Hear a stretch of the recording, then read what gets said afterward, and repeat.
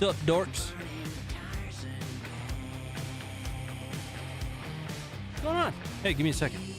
We're gonna leak the new Funker530 website tonight. Nobody told me I could do that.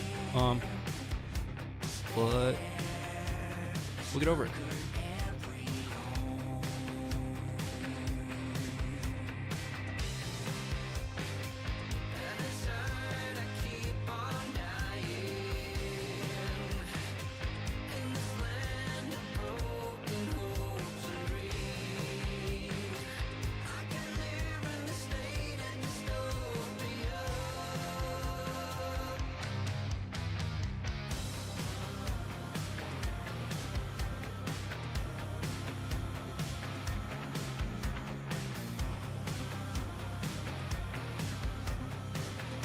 I'm here. Yeah, hey, I'm gone.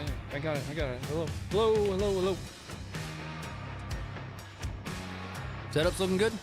Oh, all that stuff back there is actually my man. That's my packing. You see my shit all over the all over the place back there. Yeah. Getting ready for that trip to Calgary, man. What's up, guys?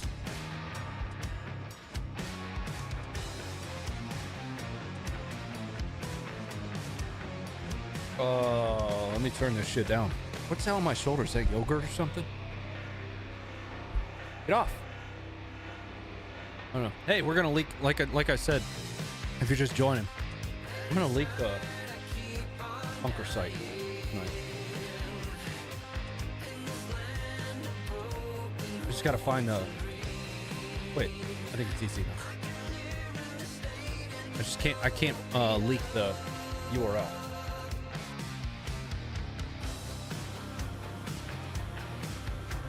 Probably end up accidentally doing that anyway. All right, right out of the gate here. Want everybody to see this. Prepare a noose. This is the team's been working on this for a long time. So Funker himself has been managing the redesign here. We're good. I'm not clicking on anything because then it'll leak the URL to it, but check this out. The new website here. We're super excited about this. So everything scrolls. Oh, daddy.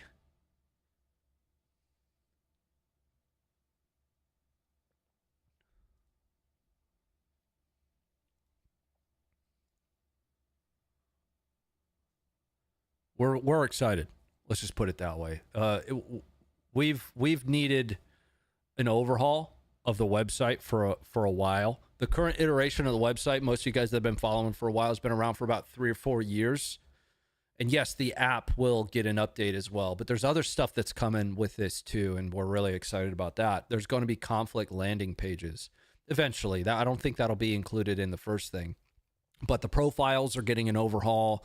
The site itself is getting an overhaul, and the conflict landing pages were actually a specific ask from me from a feature perspective. So let me talk about those for a second. One of the things that's still kind of challenging to do as an archive. So the focus that we've always had is being the definitive archive for the historical record of combat footage. And for those wondering, I'm live on YouTube, Facebook, and Twitter right now, I think. But being the historical archive, one of the challenges currently that we have, the best thing we have from a categorization perspective is tags. We don't have dedicated landing pages that provide some level of an overview for each of the conflicts that we have footage for. And I mean, we've got footage from all the way back to Korean War, Vietnam. We have World War II footage. So what we're going to have is these what are called conflict landing pages. That's what I'm calling them, where you'll go to it. Like there will be a section for the war in Ukraine. There'll be a section for World War II. There'll be a section for basically anywhere that we have footage from. You'll be able to go to that conflict landing page. There will be some key videos or operations. There's going to be a write-up that's done that tries to summarize some of the background. If it's a war that's ongoing, we can't really end it. But we're really excited about this, and I wanted to I wanted to leak it real bad. So I need everybody. I wasn't paying attention to the chat for a second. What do you guys think? Here, let's go back to it. What do you think?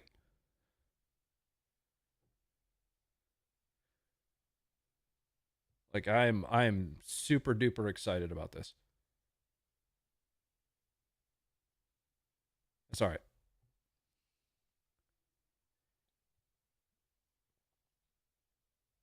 Excited as that shoulder yogurt. I see a message, Battle. Whatever. He ain't gonna fire me. So I mean, he might. I don't know. We'll see. We'll see, dude.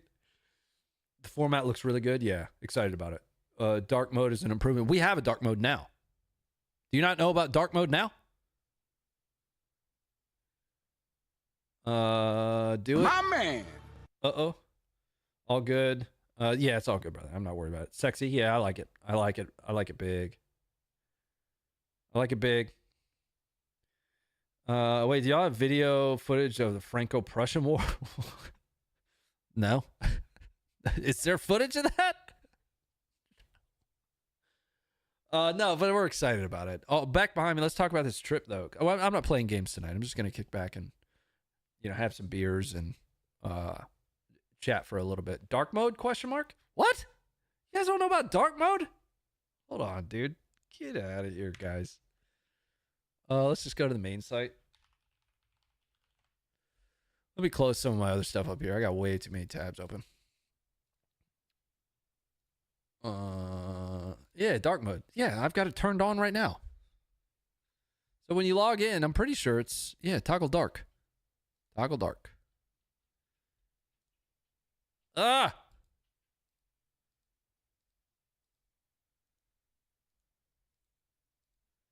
But this is one of the other things that's getting an overhaul is the profile pages.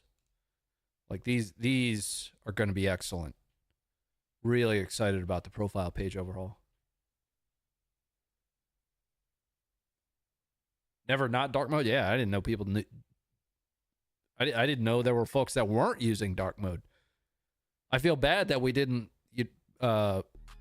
reinforce the fact that we had one more. Normal mode is a flashbang for the normies. Yeah, you just go into your profile here and toggle dark mode. Hey, you're not supposed to see that, but there's a discount code for you over at ATN if you'd like to use it. If it still works, I'm not even sure. It should still work. Oh, no, I forgot to turn it back on. Fuck. Toggle dark. Thank you.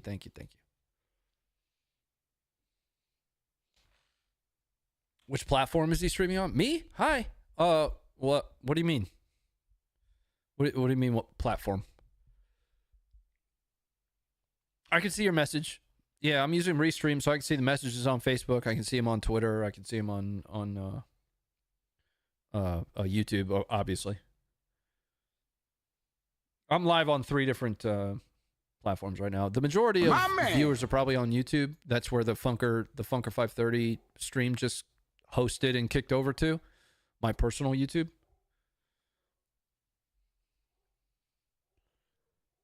Here I come, Thor 5. So you're multi-streaming? Yeah. Every once in a while I'll do this, especially if we're just having a chatting night or something. So feel free, if you guys have questions about Funker, about really anything, feel free to send them. But I also wanted to talk about this trip that we've got coming up. It's a big deal for us, right? This is kind of the first time that in a long time. So Funker530 was actually a big part of a lot of the early days of gun content on YouTube with some of the OGs to it. I mean, like FPS Russia, I'm talking IV8888, early days.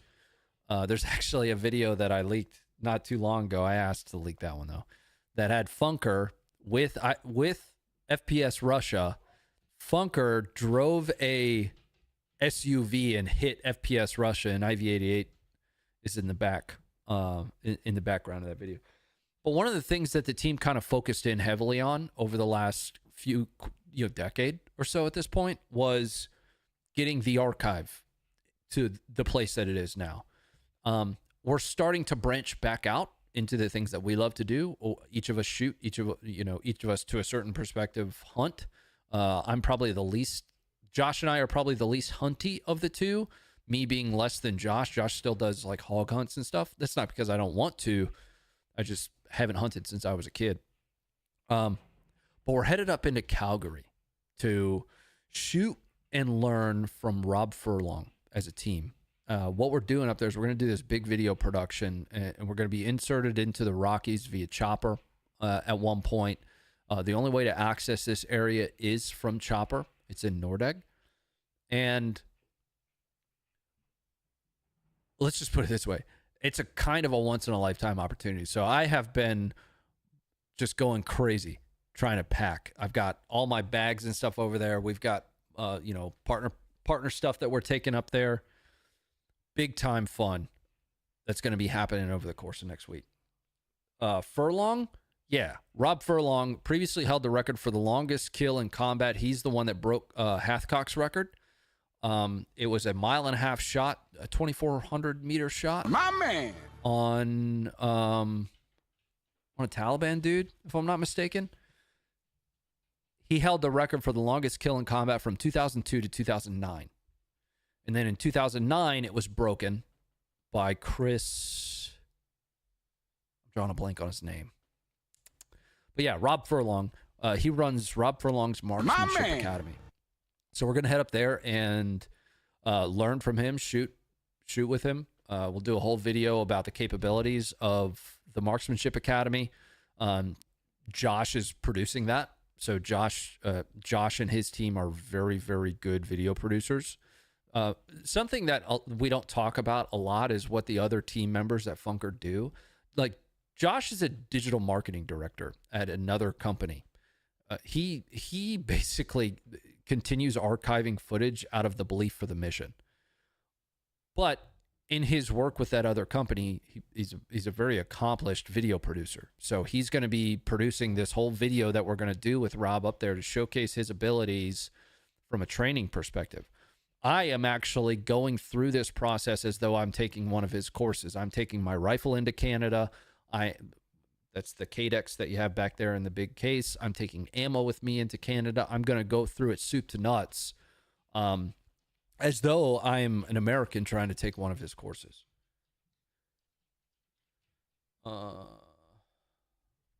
Just reading back through this. Chris Cop, no, it's a British guy. Funker started so he could show his family what was going on while on tour. Yeah, so the Funker530 was started by Funker back in 2007. He was a Canadian infantryman, and he just wanted to share with his family his patrol footage. Some of that footage is still on YouTube. It's some of the earliest shit we've uploaded. It turns out that people have a lot of interest in seeing raw reality, right? Raw war footage. So the channel kind of blew up from there, and fast forward by a decade and a half, and that's where we are today. I mean, people sometimes we'll get the comments from a very vocal minority, Funker changed. No, it's the same people. I got added to the team in the last 4 years. Since then, we've added 2 additional team members, but the earliest writers were Josh and Will. There are others that are very prominent names out there, especially in the gun tuber space, that got their start writing at Funker530. I'm not gonna name them. They don't often talk about that, but this was the first platform that they wrote for. Some of that footage is wild. Yeah, some of it's wild. Some of it's fun. Some of it's interesting.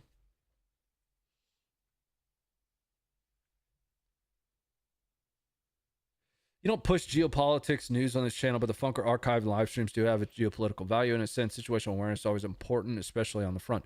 Yeah, so that's a fine balance, right? People will say a lot that, I don't do politics. I just follow the combat footage. Well, war is politics. I mean, that's what it is. War is the ultimate form of politics, because at the end of the day, when all other political overtures fail, that's what you default to. That's what comes after all those things. So war is politics. Saying that you don't do politics whilst also following war is just incorrect. Just read through the chat. Been here since OG. I remember watching Funker530 videos with my boys when we were getting ready to deploy. Yeah, now it's my 9 to 5.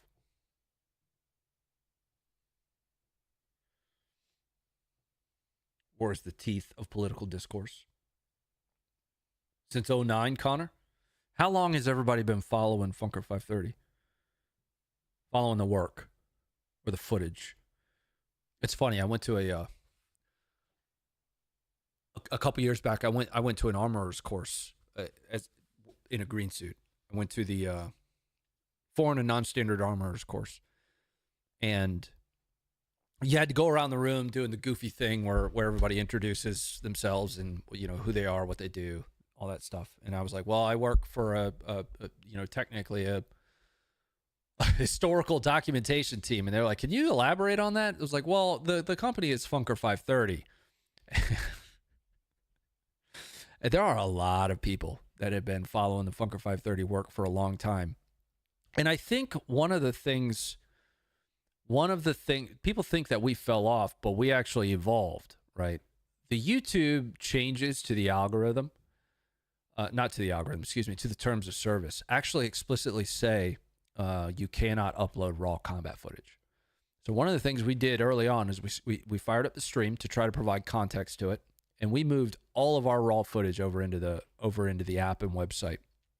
And what that did is, one, it protected the YouTube channel, which is the OG of Funker. But what it also did is allowed us to separate that footage from YouTube. And the reason we needed to do that, it goes back to like the Syrian civil war. We had a ton of footage up there that YouTube just deleted. So from an archive perspective, people are like, I could just see this stuff on Twitter, or I could see this on whatever app that you want to call out. It's still managed and owned by big tech, not a team of 6 that are doing their best to stand up an archive. What's up, Cody? I see you, buddy. What's up, Ronnie? Love watching you progress through the years. Keep it up. Just doing what I can to improve every day, brother. Has to be 2 years now. Is streaming kind of a loophole? It's not that it's a loophole. So YouTube's requirement is that to show combat footage, you have to provide context. So what we do is I try to provide, without overanalyzing it, I try to provide a narrative of some kind. You'll hear me talking through some things. YouTube, we have every YouTube channel, every partner YouTube channel has a quote partner manager. We got in fight after fight with them. What they told us is you have to provide context. That's all that they would say. So our effort to do that was the stream. When Russia invaded Ukraine is when we kicked that off. But we intended to start up a stream to cover the footage for like 6 months prior to that. We were just going to fire up a stream to just show, hey, here's all the footage that we found this week. A lot like what I do now. Then Russia invades Ukraine, and we were like, well, we need to just kick this off now rather than planning for it, in iterations. So we did. And fast forward by 2 years, we're still going. It used to be every day, then it went down to 3 days a week. Now it's 1 day a week.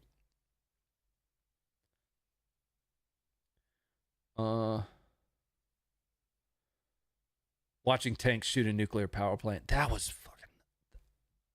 That's so... There are people that say that didn't happen. And I'm looking at these comments, and I'm like, bro, I could take you back to the stream where we're watching that happen live. And everybody, there were, I don't know, 24,000 people watching that. I mean, there's video evidence of that happening,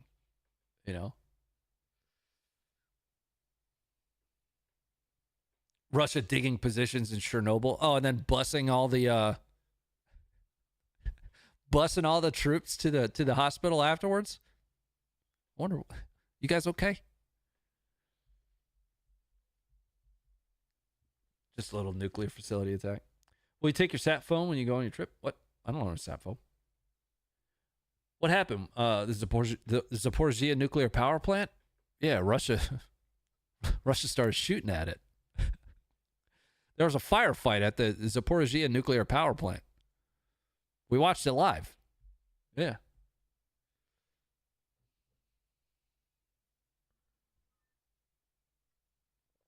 Again, if you're watching on like Twitter or you're watching on I don't know, Facebook, most of these comments are coming through over on YouTube right now.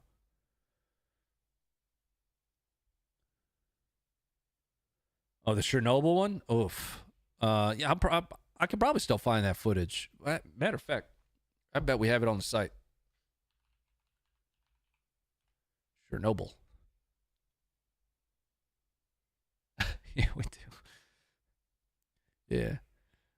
The Russians made their troops dig in near Chernobyl. So this is from Josh.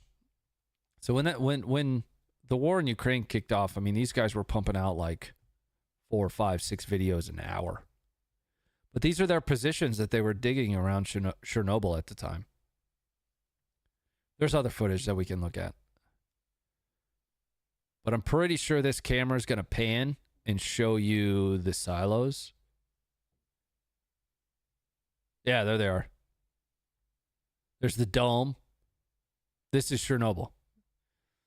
And the Russians dug these fighting positions up there. This was initial invasion time frame when they were trying to, force capitulation by taking Kyiv early on.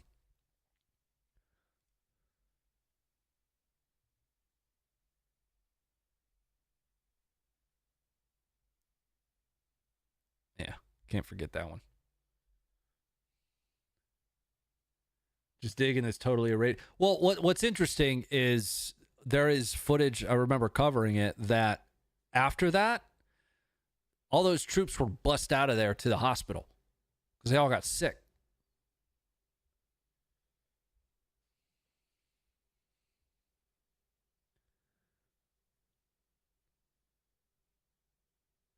Filled a lot of sandbags and built buildings and lived in them.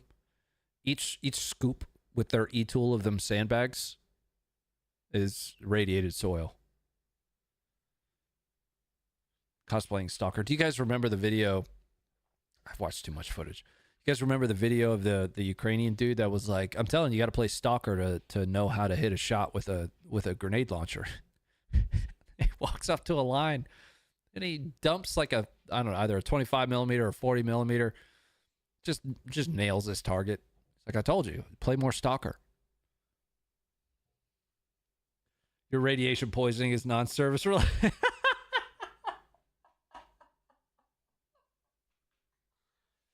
Oh man, yeah, they dug in Chernobyl. Can't forget that one. But there are people that again that say that didn't happen, along with the firefight at the nuclear power plant. What's up, Vitaly? I see you. I can't scroll my chat. I wish I could do that so I could go back and look at it.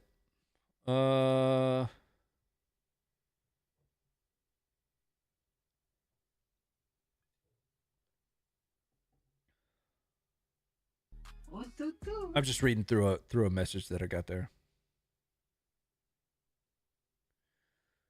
Thanks for the subs, guys. Forgot to don the level 6 mop gear. Oh, you know what? One that I forgot to cover was.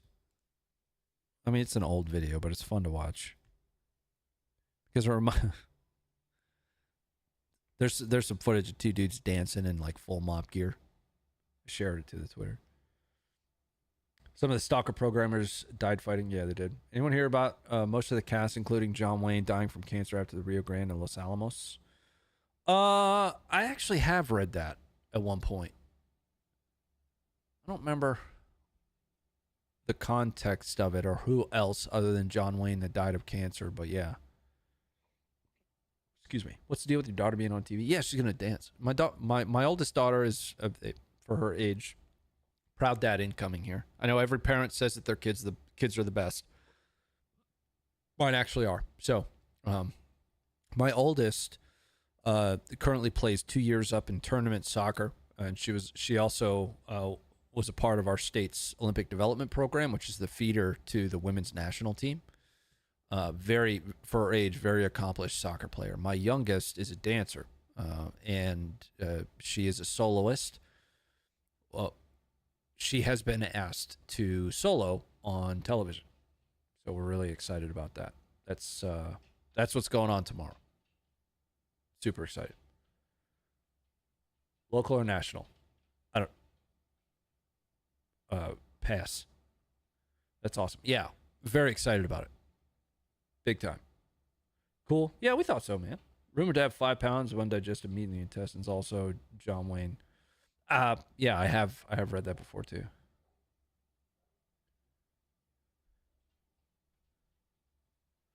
Just read through the chat more.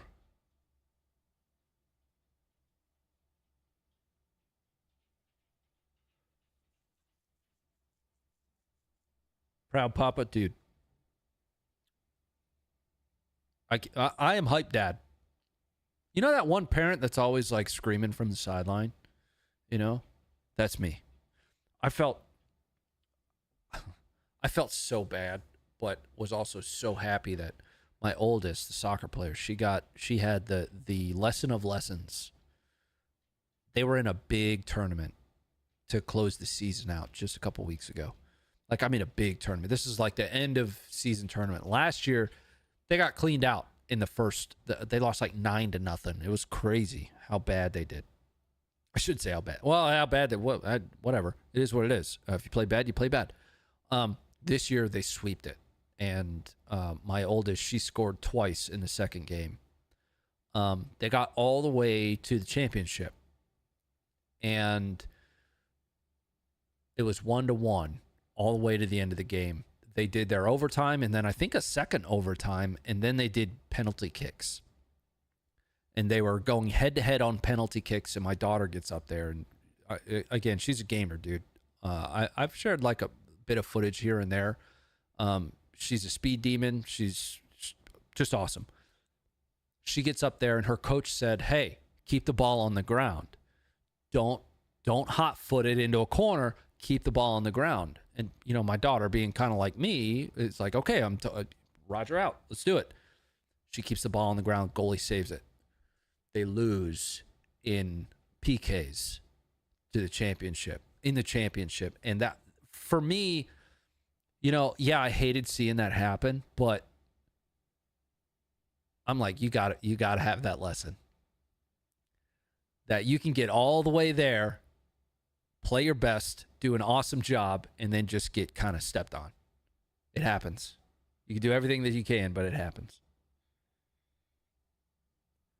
PKs are rough. Yeah. Hey, thanks for the $2. Edgy American. Appreciate that. Ethan, what's up on Facebook? I see you, buddy.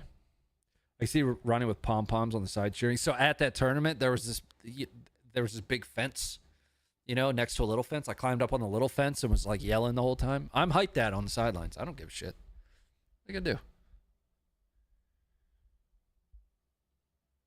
What do you think about Putin begging for munitions from North Korea? Is it evidence that Russia doesn't have the capability to produce it? I actually have a different perspective on that. I think that they are pulling in munitions from elsewhere to keep their stocks available to themselves, rather than.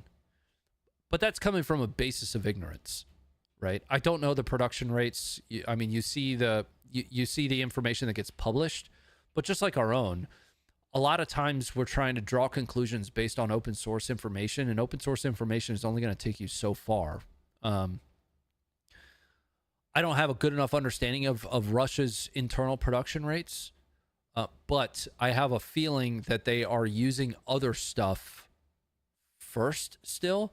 I do still find it interesting that we have things like the BRDM being used, T-50 series tanks. Even T-60 series tanks, for that matter. People will say things akin to, well, Ukraine's using old equipment too. It's like, yeah, I get that. You're right. But this is supposed to be the number 2 military in the world. Still number 2. Just want to remind you of that. Still number 2, regardless of whatever anything else. Still number 2. This is supposed to be the number 2 military in the world, and they're currently fielding BRDMs, T-50s tanks, T-60s tanks. I mean, there was this whole like campaign around these T-60s on this train that were floating into Ukraine, and it was like, look at all this armor that Russia's like, bro, that belongs in a museum. But that's why I find that to be, that's something that I have noted, and it is interesting to me. And it is, just like we were talking about on the Funker stream, there's not always that perfect two sides to every coin thing. Like, well, Ukraine's using old stuff too. Yeah, Ukraine never was floated to be the second most capable military in the world. They weren't. Russia is supposed to be.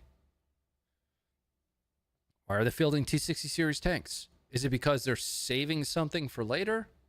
I mean, at this point, we've seen T-80s, T-72s, T-90s being destroyed. How many T-14s are there? 20 or something? I don't know.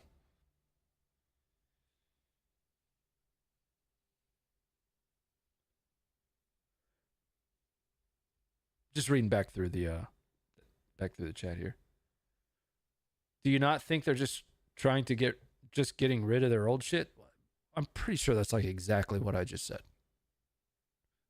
But when you look at it across the last 2 years, right? If you give me any vehicle that isn't the T-14 or the Su-57, and I've got footage of an innumerable amount of them in my brain of it being destroyed. I mean, that's not me saying that Ukraine hasn't lost a ton of their vehicles as well. But again, with Russia fielding the second most capable military in the world, the second most well-equipped military in the world, T-50s, T-60s, BRDMs, I find that to be really interesting. What's up, Rip? What do you think about the Fab 3000 glide bomb? Yeah, John Locke on Twitter. We talked about that on the stream. I don't know. I don't have enough experience with the signatures of, different heavy munitions in that way. I know that there's a lot of people that think that the Fab 3000 wasn't a Fab 3000. I can tell you that the 3000 doesn't necessarily mean there's 3,000 kilograms of explosives. That's a subtweet. Me saying that is a subtweet. It's got about 1,400 kilograms worth of explosives. I don't know. I'll tell you if I just don't have the knowledge or experience in that. Thanks for all the subs, guys. Footage of there is footage of the Terminator being destroyed, or is there one vid of the Terminator being destroyed? Yeah.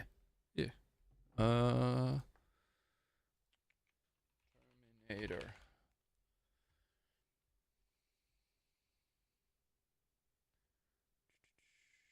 Yeah, there's one right there.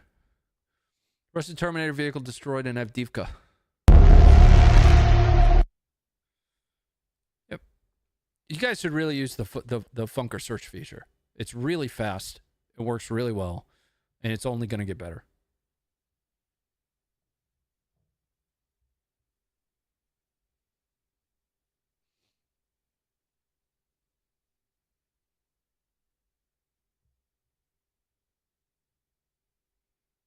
Do you think Russia actually has newer or updated military equipment? I mean, we've seen them fielding the majority of their newer and updated equipment. The T-90Ms, right? Terminator here. Their newest stuff, the Su-57s, the T-14s, those just aren't being fielded right now. There's not enough of them to really be fielded. Actually, there was one report that said an Su-57 delivered a bombing run, but it was escorted by 2 Su-34s or something like that, right? Somebody correct me on that one. You are the search feature. Not sure why they'd use pounds. Yeah, so Battle, I got that message earlier. I'm gonna send you, while we're watching this, I'm gonna send you something.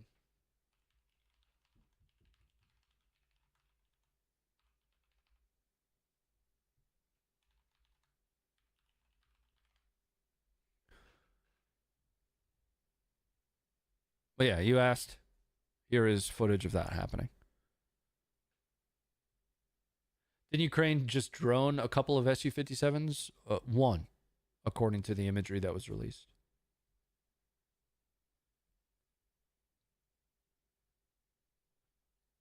Do you have a link to the app, or what's the name? Yeah, exclamation point app in the chat on YouTube. Yeah, that'll give you a link. Is this playing again, or are we watching the same shit over and over again here?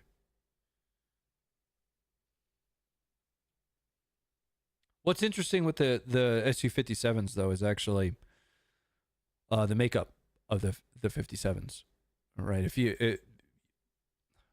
I don't have a whole lot of time to dive all the way down into that. I'm actually only going to be live for about another 20 minutes or so, but a lot of exposed rivets, a lot of things that don't necessarily scream the capabilities that it is touted to have.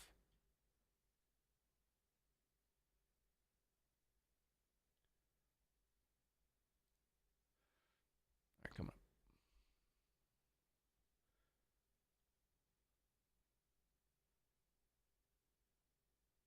In training, A-10s dropped ordnance, danger close to our tanks. Wild.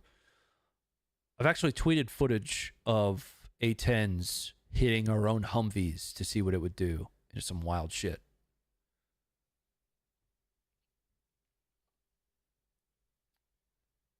When are you updating the app? It's kind of a pain. What's a pain about it, Bebo?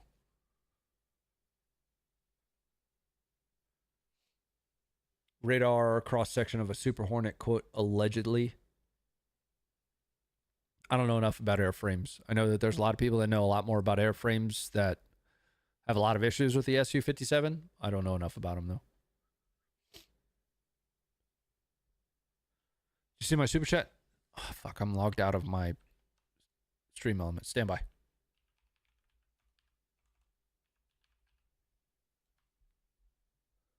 My bad.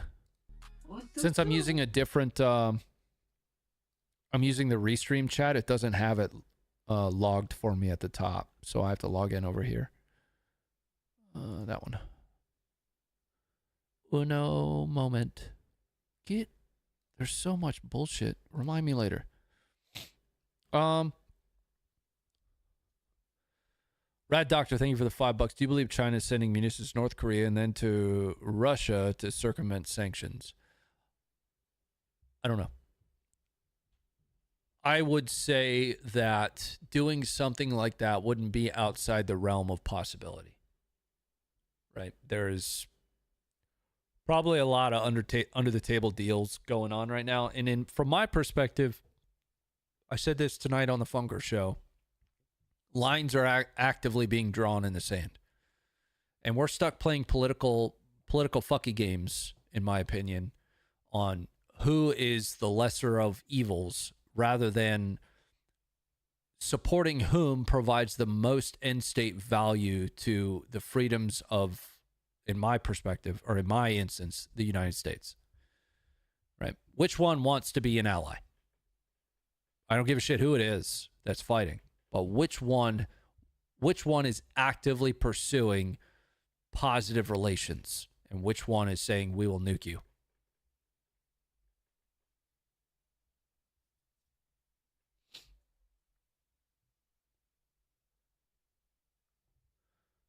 Anyway, thanks for the $5 there. Edgy America, thank you for the $2. Happy birthday, Ronnie.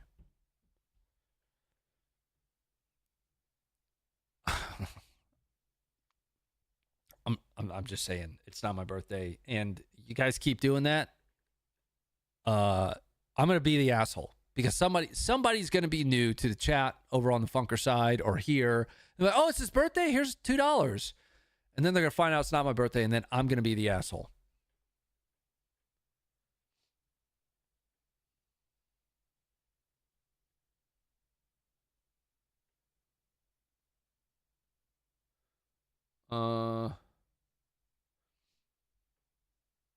Wow, fuck, man. I hate it. I hate it here. Anyway, you guys got to see the website overview and all that stuff tonight.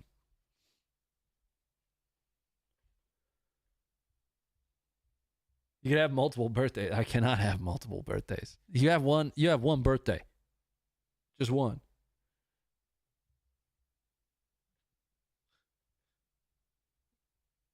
You guys are too much. But if you're just joining us though, I'm gonna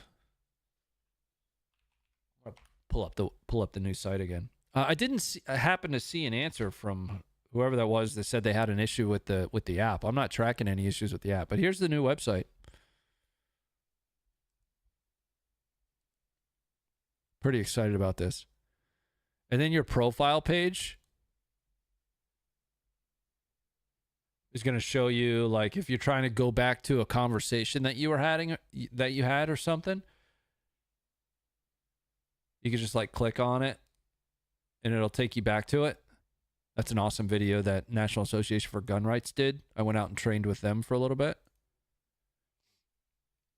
But it'll also have your favorite videos, which will be private to you for now. Some of my old favorites here. Will, when he spent time in Ukraine. Some of the stuff from the History Channel show. The podcast. Anyway. Super excited about this. Go back to the main site here.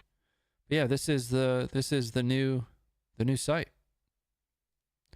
Ironing out some of the bugs in it now. And I can't wait for the conflict landing pages.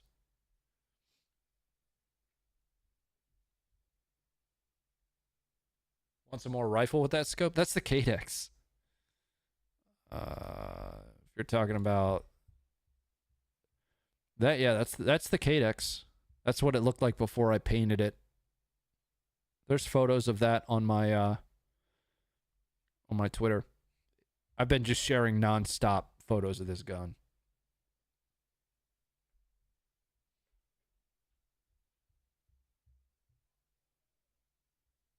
Ronnie's birthday? God damn it. Would you guys stop it? I'm lost? Failed? Huh? I'm not lost. I'm in my basement. Like, I know exactly where this place is. I load more vid pages, click and watch a vid, hit back, and then I have to reload all the vids again. Yeah, that's not a bug. But that is a problem that we're tracking. Yeah. Yeah, we're aware of it. I mean, nothing's gonna be perfect, we're still a small team. You know, I know that we have a big footprint. But I mean, we're 6 guys and we're doing our best to try to make it more user friendly. That is one of the things that we're tracking, needs to be updated with the new update to the app that's coming. Yeah.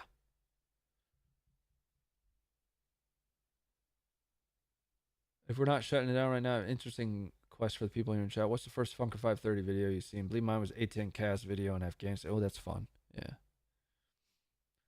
How's Misfit? Do we still get live incoming? No, not for a while. Because of the new baby and all that stuff. You know, just something that we had to spin down. We're still doing the PCs though. Right now we're up to 1440 out of 2100 for the next PC. Is that a Yeti or a Stanley? I don't know. That's John. So John's with KRG. He's a former Sodic instructor. One of the guys that runs KRG. They're a partner of ours. And that video is fucking hilarious. I went up there to get my first dip my toes into real ELR for the first time. And John and Ben up there, from KRG, they did give me a whole lot of instruction, helped me get a fast track to be able to basically find a solution for anything inside the capabilities of my rifle and at least be 99% of the way there. There's always so much more to learn, especially with a nuanced skill set like extreme long range. But this video was basically making fun of that. And it's a whole like weird training montage where at the end I compete against the president of the National Association for Gun Rights, Dudley, in a know your limits challenge. So I think we were at 454 yards and you have to hit each successive target all the way down to like a 2-inch circle or something, if I'm not mistaken. So he challenges me to it at the beginning of the video, and then throughout the rest of the video is them training me, but it's the weirdest Rocky bullshit. Like, it's actually the Rocky theme. That it's funny. It's a good video. Good video.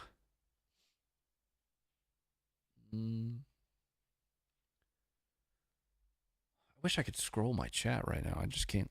It's not letting me do that. I'm gonna pull the chat up in the YouTube app. I don't like this chat.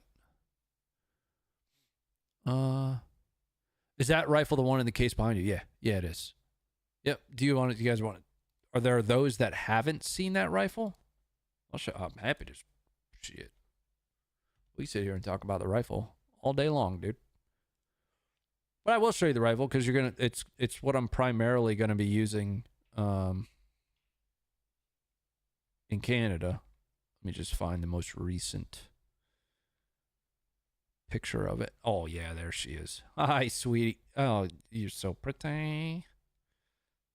Copy image link. So here is my. Oh, that's close. Wow, that's close. Here's my rifle. So I've gone through this before, but I have actually made some updates to it since. So this is a KRG stock, or excuse me, chassis that I have a Cadex barreled action in. So Cadex Defense is actually a Canadian rifle company.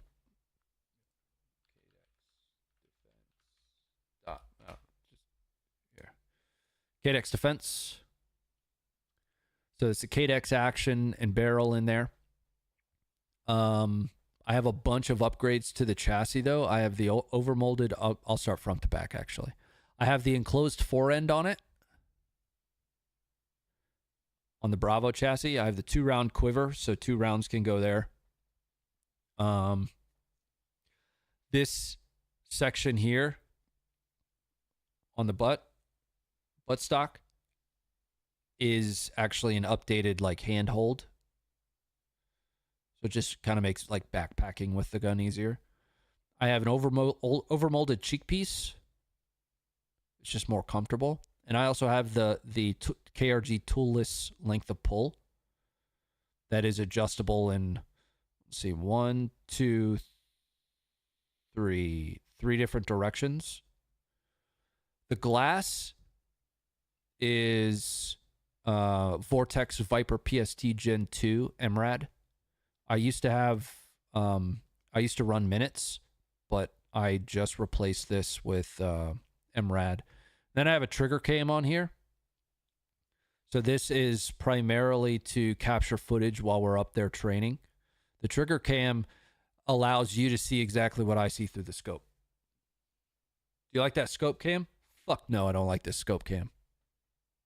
You want to see why? You want to see why I don't like it? I'll show you why I don't like it. Stand by. First of all, it takes away an entire inch of your eye relief. An entire inch. So if you have 3 inches of eye relief, you now have 2 inches of eye relief. Hold on. Show you why I don't like it.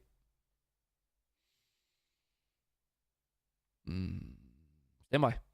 Chat amongst yourselves.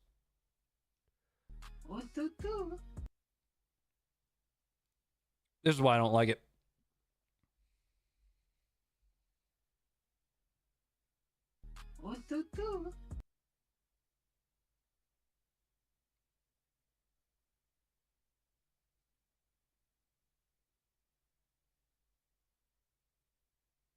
Just split me wide open, dude.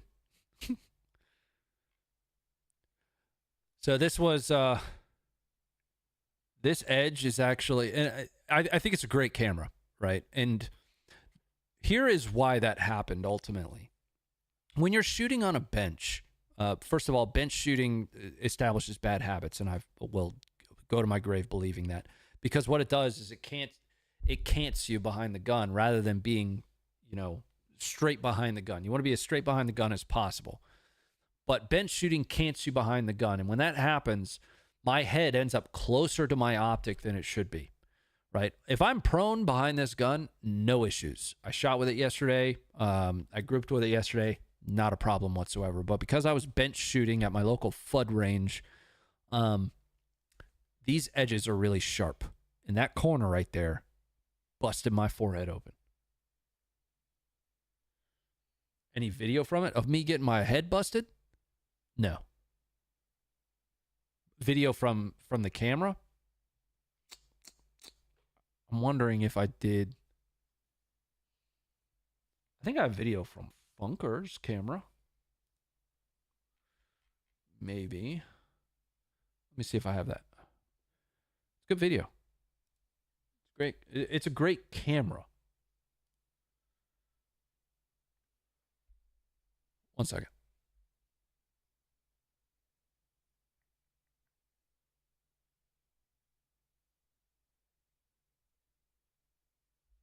I don't have it. I don't have it really readily available.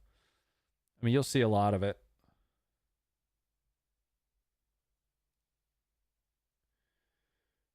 Can you open the recoil buttstock? What? No, shooting? Shooting the rifle? Yeah. Yeah, I got a ton of videos shooting the rifle. Like, does it do audio? Yes, it does. Because I like to hear it, because you'll hear a lot of it. Fuck. Shit. Damn it. Yeah, I got a ton of videos shooting the rifle. Have you tried 6.8x5.1? No, I haven't. What caliber is that rifle? 6.5 Creedmoor.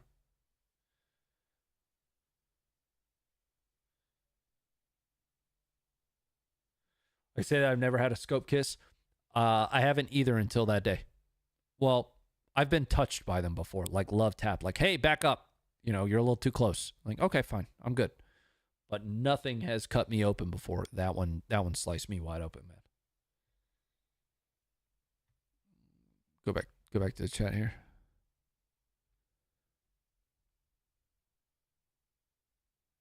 Chat's still catching up.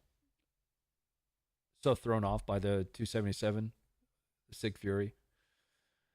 Yeah, that's one I haven't really. I like the idea of it. I like the idea of what the Army's trying to do there.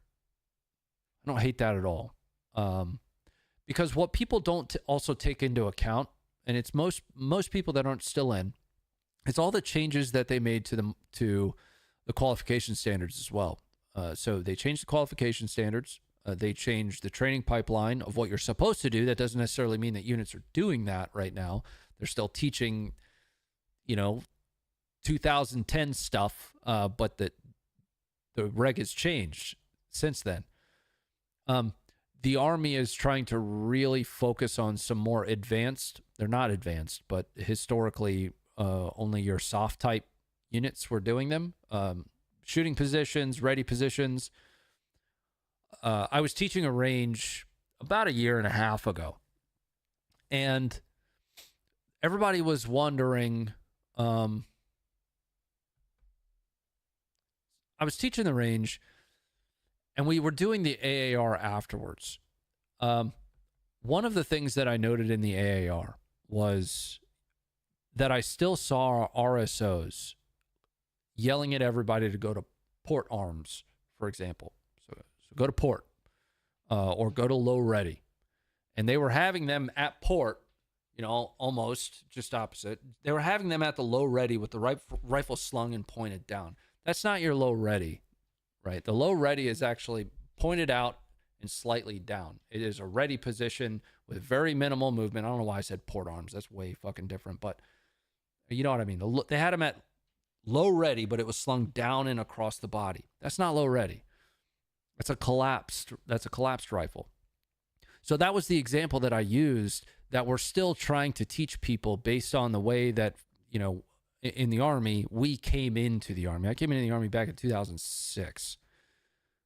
The new Army manual is now teaching high ready. It's now teaching low ready. It is elevating the individual marksmanship of the shooter, or it's trying to. It's now on at the unit level on the NCOs to really take that training and apply it so that the effectiveness of whatever round we do choose, where soldiers will have to carry less of it, remains effective, right? So we're changing the round. Soldiers are carrying less ammo. Yes, it is heavier, but they shouldn't need as much if they are more effective from a marksmanship perspective. Does that make sense? I'm rattling that off the top of my brain. I've talked about that before, but that's kind of my point.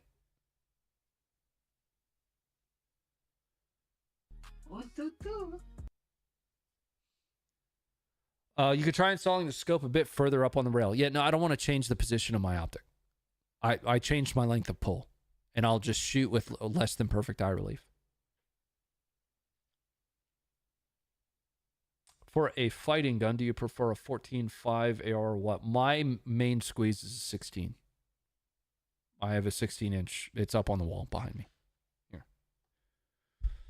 The top gun on the wall is a Remington 700 that I need to put an optic on. The one right below that is my general purpose gun. That is a Geisley Super Duty upper on a Daniel Defense lower with a 1:6 Vortex Razor and a piggybacked top-mounted optic. It's got an RC2 suppressor on the front of it, but my main squeeze is that rifle. Now, I have other, quote, options, if you will. They're kind of littered all over the place right now. They normally aren't. Anyway. Elk hunt when? Now. I'm ready to go now. I'm into that. Kentucky windage it? The optic? My general purpose gun is a single shot H&R 20 gauge. My favorite gun I own is a single shot break action 20 gauge. It's like the best. I love that gun. I love it. Sidearm of choice, Glock 19. It's my kind of my primary. But I also have a P320 DH3. That's my competition gun. It kind of bridges the gap between a race gun and like a duty gun, and I like that very much. I buy all of my fire. I actually don't have many. Like, I don't have a huge amount. I have enough. I have more than I need probably. But I can give you a probably a dude's justification for every firearm that I own. Every single one. Like, there's a reason that I have that one. Now, again, it's probably one of those things where it's like a dude justifying the purchase. You know what I mean? But, hey. So the P320 DH3 is this. It comes with 2 recoil springs. One's a 14-pound, one's a 12-pound. I'm currently running the 12-pound in it because I run competition loads through it. It doesn't run great with regular ammo with the 12-pound, but if I put the 14-pound recoil spring in there, it's great. It runs anything, anything in the world. It also does have all of the new features and changes to it with that protect it from the drop issue. Hey, Adam. What's up, man? Adrian, what's up, dude? The Belarusian knife dancer looks like a grainy picture of Bigfoot in the background. Your spotter feedback? What do you mean? Going back to the other side. Chat over here. It's easier to follow. My man. Oh, thanks, Elemental Engraving, and thanks for the 2 months membership. Appreciate that, sir. But yeah, somebody mentioned moving the optic forward. No, because when I take the scope camera off, then I've got to change my optic back. I'm gonna have to re-zero it and all that shit. No. I'll just adjust the length of pull, and I'll have slightly less than perfect eye relief. That's easy. Would you buy the Glock 19 or go with the SIG P320? What's the context? Like, do I have other stuff already? What am I using it for? You said to pick on you? That's okay. Yeah, bring it on.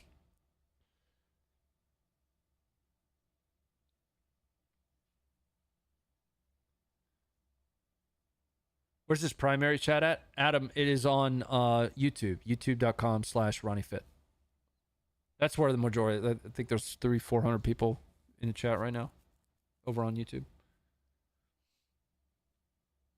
Just get a good gun belt to go with the battle belt. I have one. Yeah, I have a couple. My main should be back there, actually. I think. I keep a second one upstairs, though. I wonder why you wouldn't get the eye relief right before all else. Because I want to take this. So let's go back to the photo. So this rifle is set up for me to use without the camera. This is a camera that adds on to it. It's not always on there. What matters more to me is that the optic is set properly. My eye relief is set for the optic first, and then I'll add the camera on there, and just to make sure we get good footage, I'll manage my length of pull and have substandard eye relief. But that camera comes off when we're not filming.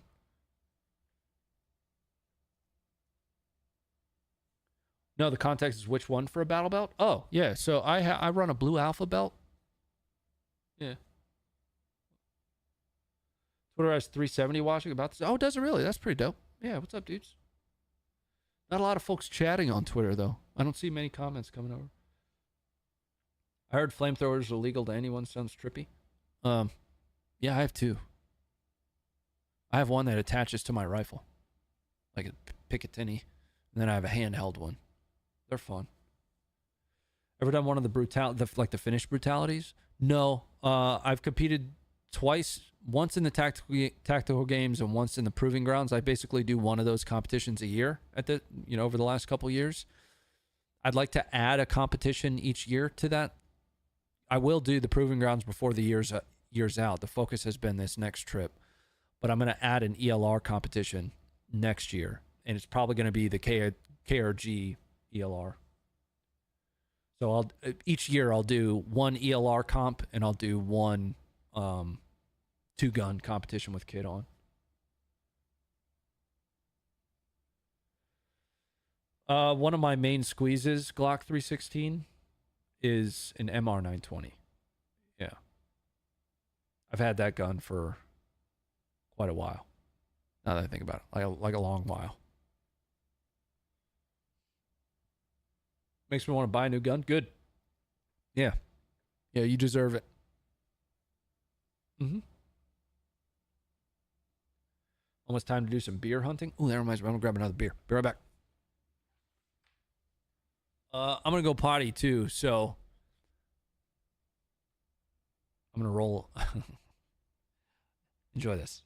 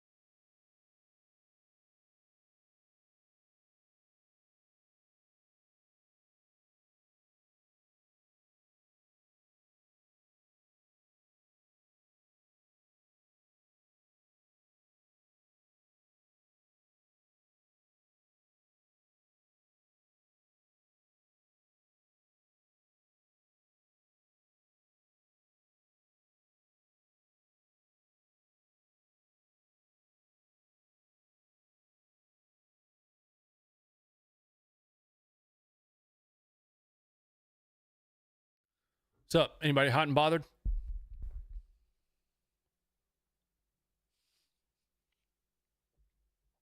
I just read one of the comments. I almost spit my beer out.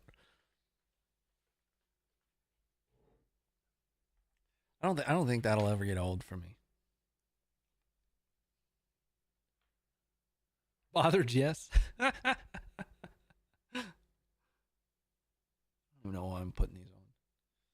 Cost to enter tournament, which one? Oh no, I think I'm getting poison ivy. That sucks. It's from when I cleared the range. Fuck. I'm gonna have to put the what's the pink shit? Come on, what's the pink stuff? What is it? Calamine. Calamine lotion on it. That's what it is. What about the old app? What do you mean? That is the ad for the old app. Like we hooked up with this veteran production company to come out and make some funny ads for the app when we launched it back in 2021. I want to say it was. And that's one of the two that we made. The other one I pushed my daughter off a swing. That one's funny too though. Gary Swift. What do you do to friend? You invite him to the bathtub. There's actually a funny story behind that bathtub video. Actually, like I said, we called them out here to do some ads. We wanted people to know that the app was coming, and the real value to the app is ultimately that if say there's like a really, really important video or something, or the hottest video of the day, it allows us to send you a notification. They're all manual notifications, so nobody's like spamming anybody. We do about one a day, like, hey, this video is hot, come check it out. But anyway, we wanted folks to know that the app was available, so we hooked up with this production team that also did production work for Orange County Choppers. They came out to the house, and I had this idea. I was like, hey, what if I hop in the bathtub and put some candles around it and rubber ducks. And then one of my buddies that was out here was like, hey, you want to wear my nods? I didn't have nods at the time. He was like, you want to wear my nods in my helmet? I was like, fuck yeah, I do. So I get into the tub, and then it hit me. I was like, hey, the room is full of veterans. I mean, full of veterans, right? And it's funny. I was like, which one of you guys wants to get in the tub with me? Like midway through, you get in, turn on the jets, and it's just two dudes having a good time in the tub. And all of them had an excuse. They're like, oh, I don't have swim trunks, or no, I don't want to get wet. Literally the one civilian in the room was like, I'll do it. It was my sister-in-law's boyfriend. That's Brad. That's Brad. Yeah. Brad's actually an awesome dude. He runs Instagram. Brad's Car Corral, I want to say it is. The man can fix anything. He's one of those guys. He's got, he's one of those people that buys junk cars, fixes them, and then sells them for massive profit. Love that dude. Big time W.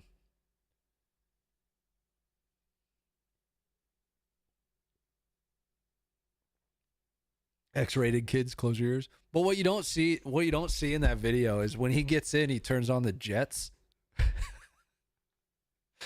Turns the jets on and they start bubbling. Yeah. Good. The lore. Yeah, there's lore to that video. Yeah. What's up, Jeff? I see you, buddy. Let me go back to the chat because again, it won't let me scroll for some reason. W Brad, yeah.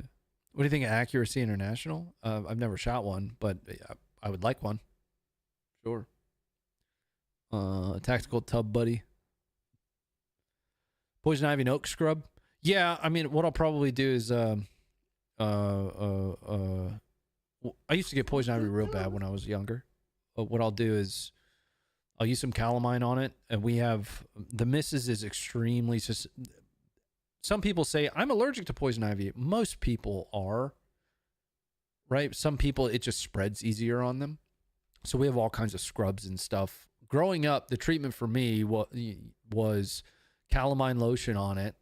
I don't know if that does anything. I'm not promoting it. Like I don't even know what calamine lotion is. I know it's pink and it looks like Pepto-Bismol, but it tastes way different.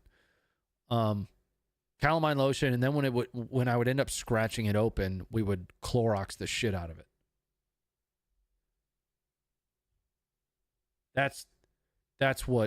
That was how we always treated poison ivy when I was a kid. Gary, thanks for hitting the member button on YouTube, brother. Appreciate it. Outstanding. I don't even know if I hit the right one. Outstanding. Oh my God, it's your birthday. Here's $2. Fuck. Thank you for the $2. It's not my birthday. Fuck. 6.5 Creedmoor is probably my favorite round. It's good. Yeah, it's fun to shoot, man. I was on the fence about getting a 6.5. I already have the 308. I have a Remington 700. I love that gun. It's a minute or better gun if I do my part. 20-inch heavy barrel. It's the SPS Tactical. It's great. It's a great gun. That was my main squeeze bolt gun. Well, I had been talking for over a year here on this channel about wanting to get into long range, and Funker came down to compete with me in the latest Proving Grounds competition, which he killed it, by the way. Like, Canadian came down and beat 70% of the field out there. Gangster. And I told him then, I was like, hey, what we should do is we should get, collectively into precision shooting. That's what I want to do. Like that, the science behind that is what is so appealing to me. And I told him this motherfucker. I told him the exact rifle and optic build I wanted to get. The exact one. And guess what he does? He goes out and he buys it. Like, right out of the gate. He was like, hey, I got this Tika with a Viper PST Gen 2. Fuck.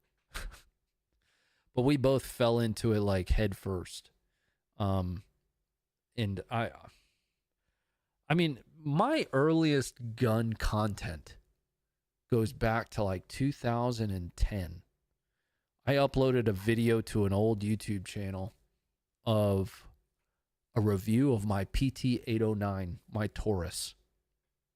Then I ran a website called wecarry.org.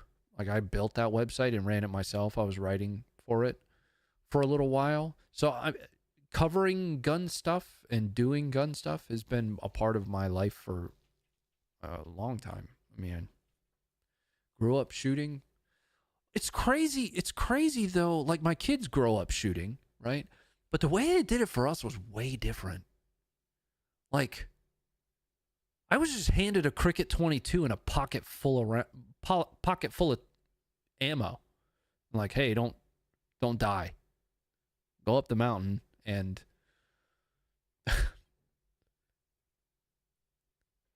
I mean, if I lived it, I probably would get my kids to a point that I would trust them to do that.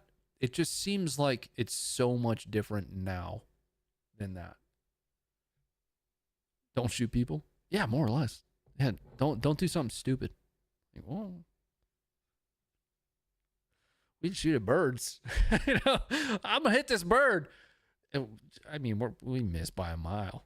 You know, who knows where those 22s came down? You know, I'm not saying that that's funny. I mean, it's kind of funny at this point in hindsight.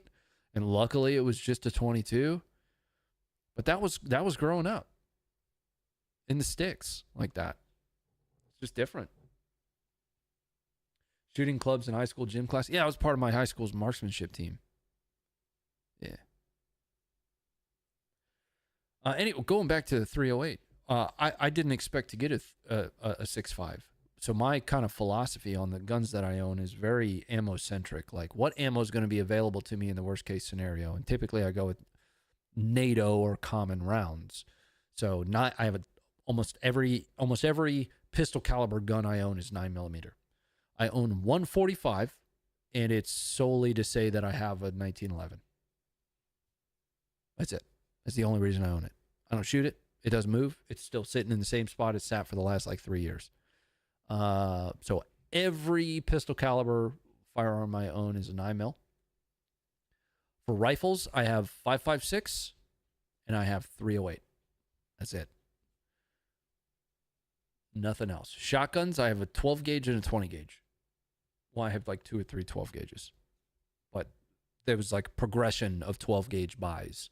Like a Stevens 320. Actually, I only have 2 shotguns. Stevens 320, and then I just got the A300 Patrol last year. I do have 22. I have a 22 pistol. That's the trainer pistol that I use for like the kids and for the misses when I was teaching them to shoot. We have a 1522, an M&P 1522, but it blew up. And I need to probably reach out to M&P on it. Or Smith & Wesson. What a stupid idiot. Smith & Wesson. So, yeah, something blew up and a spring flew out of it, and I have no idea where the spring goes. So we haven't shot it since then. So, yeah. The other 22 that we have is a little Savage Rascal, which is a lot like the Cricket. A little single-shot bolt-action 22. That's what my daughter's currently learning on, and she is a killer with it, man. Iron sights, and I love the fact that it's iron sights. But she's ready for an upgrade, and she likes to run the bolt. So I'm thinking of doing the Ruger Precision. The Ruger Precision 22 it might be what we look for her next rifle. Do you clean your RC2 suppressor? If so, how do you do it and how often? I haven't cleaned it yet. I've had it for about a year. You know, as long as I've been shooting, I've just never owned a suppressor personally. Other than that one, I wasn't issued a suppressor. I've shot off suppressors. I, I haven't gotten to the point to where I feel like I need to clean it yet. I probably should, but I don't even know how I would attack that right now. I haven't looked into it. Do you have any AR-10s? No. I am in the market for a gas 308 though. That'll replace the Remington as my main 308 gun. Yeah. Hey, birthday boy, what percent of Soviet armor stockpiles Russia have left? I have no idea. I have no idea how to answer that question. No. Something that I have kind of jumped back into researching though, that I think more people should do is better understanding the provision of stuff to Ukraine. Like following that from a dedicated perspective. I used to do that for a while. And we used to talk about it on the Funker show. This is what was provided. This is the value. This is the percentage of stocks. Because we still haven't gotten over 5% of most capabilities. And that's the Kiel Institute that's primarily tracking that from a holistic perspective. They're also tracking a transparency index, which I think is really cool. That transparency index is on a 5-point scale. So who is the most transparent about what they're providing to Ukraine? We're actually the United States is pretty far down the list. Like, it's kind of astounding. Matter of fact, let's look at it. Fuck it. Let's do it.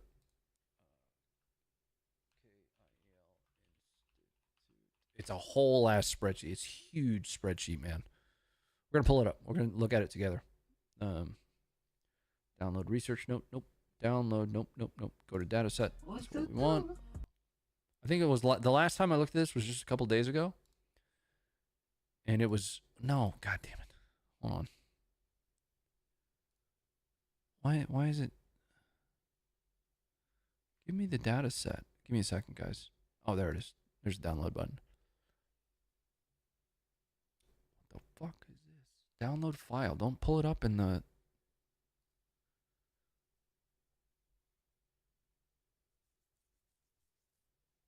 browser. All right, that's better. All right, check this out. So this is, can I make me go away here? This is a very, very comprehensive document that you can get from the Kiel Institute that tracks every country's provision of munitions to Ukraine. Its value, its percentage of GDP, when they commit it, etc. So the last update, this is release 17, which was up through April of 2024.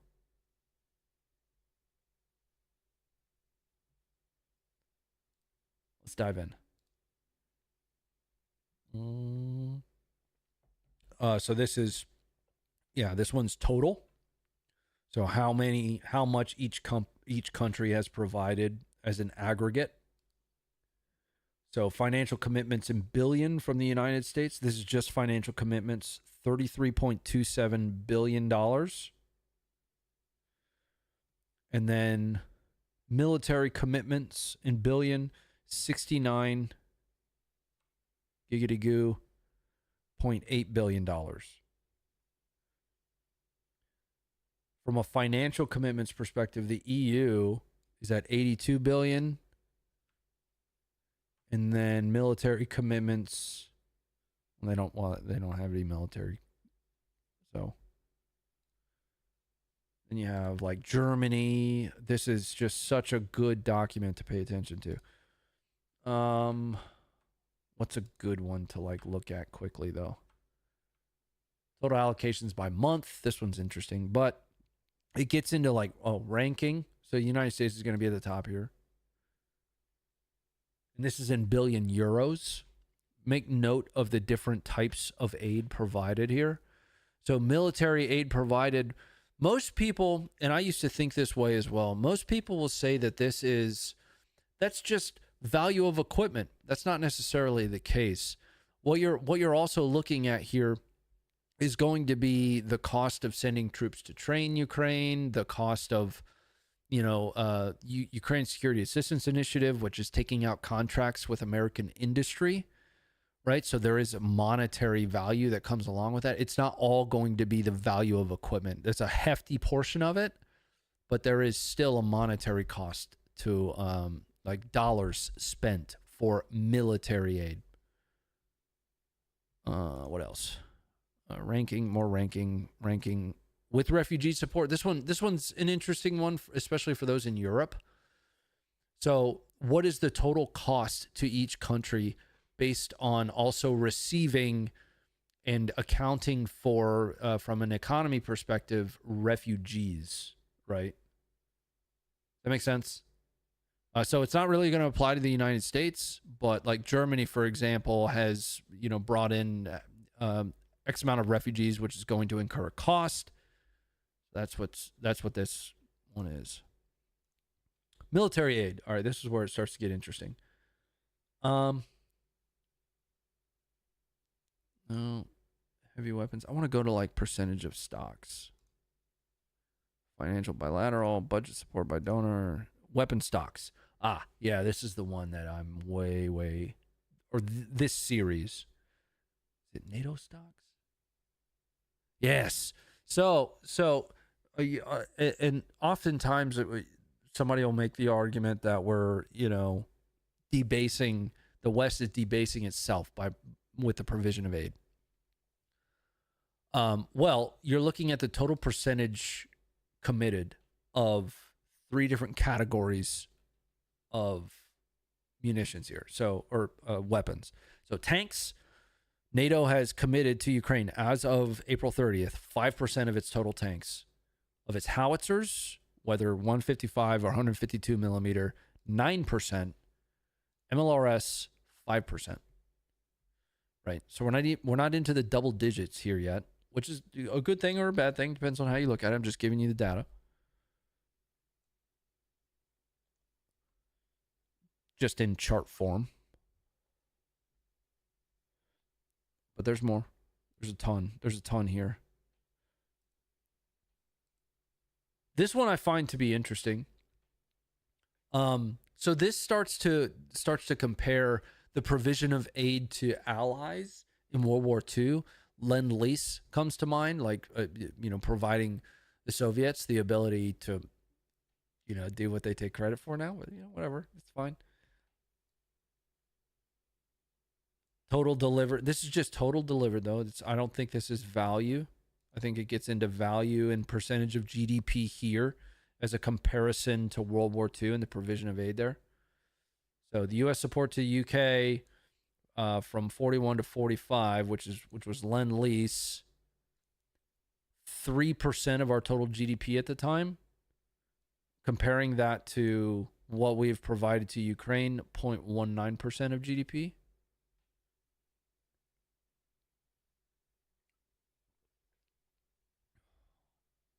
And then this is in billion euros. So people will see, again, that dollar value. Like, oh man, it's more than whatever. It's giving you the comparison to what the impact of that dollar value is from a GDP perspective as well. And I love this data set. I check in on this as often as I can. They only update it every so often. All right, major wars versus aid to Ukraine. So again, 0.19% of U.S. I don't know why they only focused on U.S. here. Maybe just because that's the largest, and it's, there are some countries that have provided like 60, 70% of their GDP worth of stuff. It's a lot of shit. Some, in a relative sense, from an impact perspective, some of them have provided a lot. But this one's interesting as well. So, U.S. war in Afghanistan. There have been correlations drawn to spending more in the provision of military aid to Ukraine related to the war in Afghanistan. From a GDP perspective, 0.19 to 0.25, and this is over a 10-year period, so that's important to account for. The aid to Ukraine is only accounted for from January 2022 to 2023.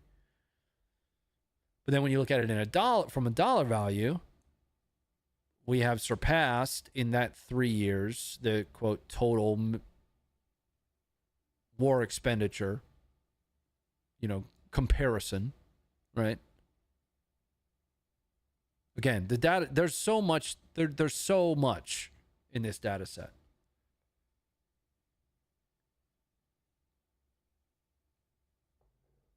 Ryan, what do you think the ending of this will be with Ukraine and Russia? I have no idea. Yeah, I mean, no idea. It's a softball. That's $1 million question, isn't it? How do you track all of your debts, expenses, bills to make sure you're not overspending? Huh. Yeah. I think it's, we have a couple different ways that we do that. First of all, I have a CPA, right? I want to say something very fucking serious. If you don't have a CPA and you have, first of all, everybody in America should have their own business. You should have your own business. I don't give a shit if you do nothing from that business but sell like 1 or 2 things a year. I don't care. Have your own business and then have a CPA do your taxes. I'm serious. More people need to do that.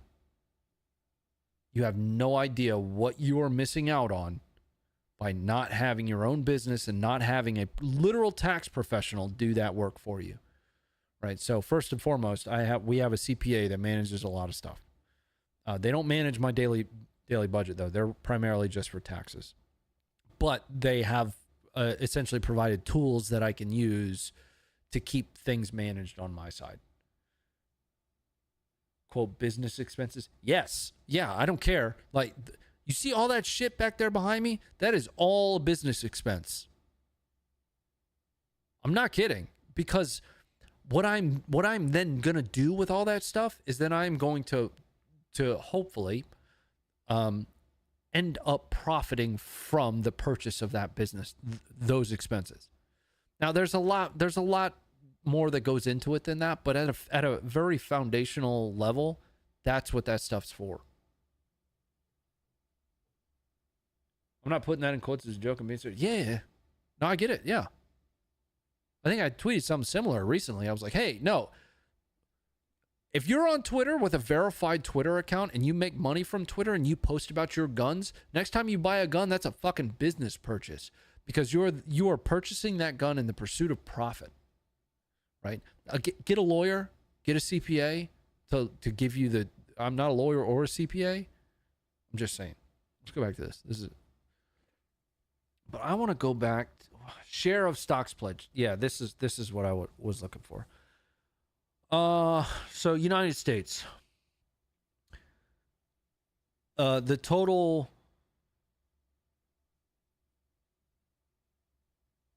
Tanks, for example. We've provided 1%. The United States has 1% of our tanks. We have a lot of shit. 1% of our howitzers, 8%. 8% of our howitzers have gone to Ukraine. Our MLRS, 6%.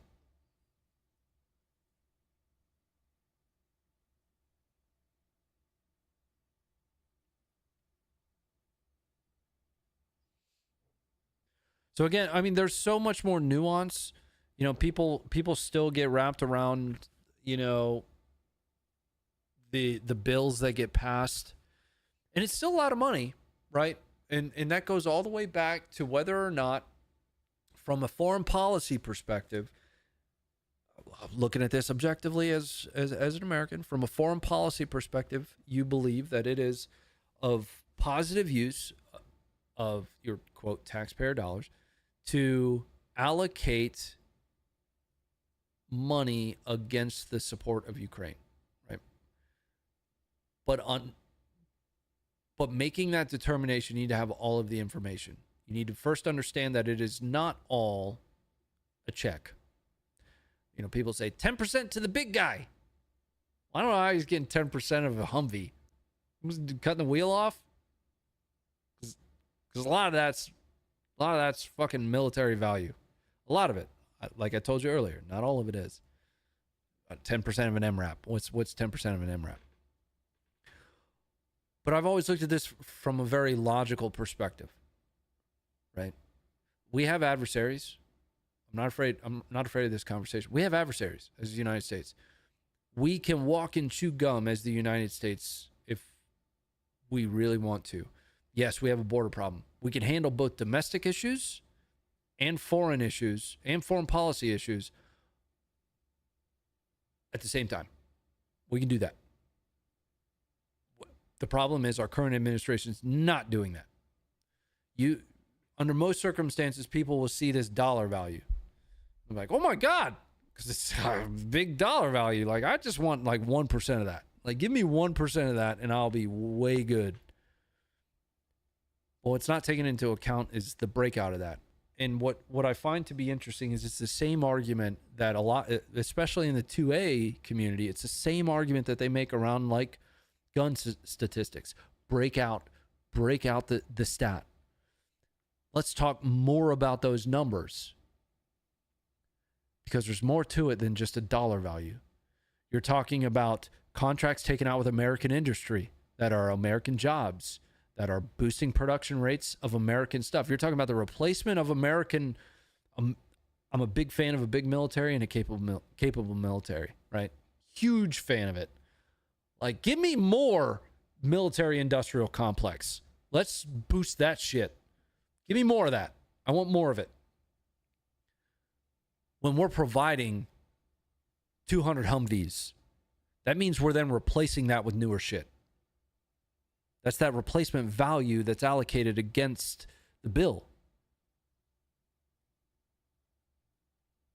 So in the process of the provision of that stuff, we're then forced to update our own shit. The best example that I can think of for that a lot of people don't, this is the perspective that a lot of people don't look at. Imagine, I'll give you two examples. Imagine somebody came to you and was like, hey, we're going to allocate an additional $200 billion towards the renovation of our military. I use the $50 billion. We're going to allocate $50 billion towards the renovation of our military. If it was framed that way, what would the response be? That's still what's happening. That's what's happening. It's being provided and then it's being backfilled with other shit. There are instances where certain munition types don't currently have a means for a backfill. But a good specific example is ATACMS. So ATACMS, and I would like to be very clear about something. Russia could have invaded Zimbabwe. They could have invaded, I don't know, India. I'd still be looking at this the same way. I don't care. I don't care who it is. But ATACMS. You're seeing more ATACMS provided right now because the precision strike munition is being provided back as a replacement. That was always the replacement for ATACMS. Now that that's begun delivery, you're starting to see ATACMS flow more. What if it was North Korea? If Russia invaded North Korea? I don't know. I'd probably give Russia some ammunition. I'm being honest. North Korea is some wild folks. They're kind of a wild card, man.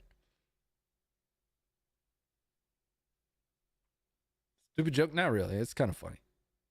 I've just always looked at this in a different way, right? My position on the war in Ukraine has always been very much so what ultimately benefits the United States more. You can take what I'm about to say whichever direction that you like, but it has nothing to do with Ukraine or Ukraine's fight against Russia. I do not care about Ukraine's fight against Russia. I hope Ukraine wins because ultimately I personally feel that that benefits the United States the most. I'm not afraid to say that. I'm on my own platforms right now. I'm not speaking for Funker530. I'm speaking for me. Spell my name right when you want to complain about it. That's my thought. Right? Ukraine is not a bastion of democracy. They're not. but it very much so is beneficial to the United States to continue doing that.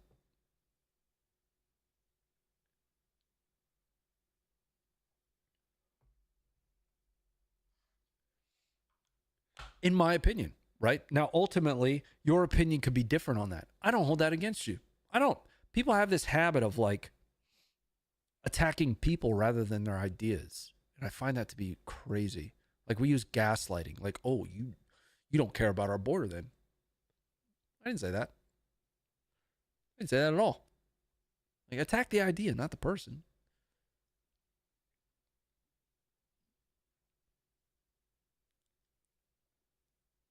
Ukraine is a bastion for corruption. At one point, yeah. Yeah, certainly. And I think that the remnants of that are what's being replayed all the time in information warfare. Transparency International. That's another video that I did as I broke out corruption perceptions, because corruption is a perception. It's not a 1 or a 0. It's not are they corrupt or are they not. It's how corrupt. How corrupt do you personally feel something is? And it's going to be entirely culturally based, morally based. How far up your personal corruption ladder is a thing. It is a perception, not a 1 or a 0. There was an old stat. There was an old statistic. Again, once again, coming at this logically, that Ukraine was the second or the third most corrupt country in the world. That goes back to an Ernst & Young survey that surveyed 1,400 private sector CEOs. That's private sector, though. What concerns me more is public sector corruption. So Transparency International provides the most complete data set. I should put it that way. I'm not promoting the source of this. But I went through and I measured the corruption percentages. So they measure this every year from the 80s all the way up to present day. Since Ukraine's separation from the Soviets, from the USSR, they have continued to lessen the perception of corruption for those that specifically do business with them progressively all the way to current day. What's still happening, though, is there's still corruption. So anytime there's corruption everywhere, the United States is corrupt, the British are corrupt, the Pakistanis are corrupt, the fucking Ukrainians are corrupt. Everybody's corrupt. Because it's a perception. It's a scale. It's a ladder. It's not a 1 or a 0. So leading all the way up today, I went back and I did a whole video on this shit and measured that. I was like, okay, let me look at this. Let me look at the perception of public sector corruption across all this time. Is actually fallen drastically. So it is on the right track. To say that it is the same as it was in the Cold War era is just not accurate.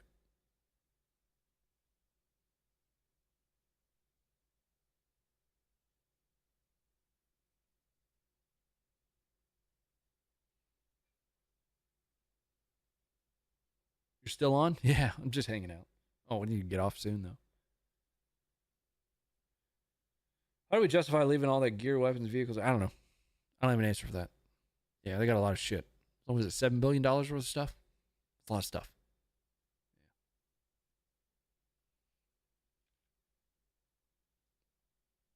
How many casualties in the Ukraine war so far? No idea. I have no idea. Somebody knows.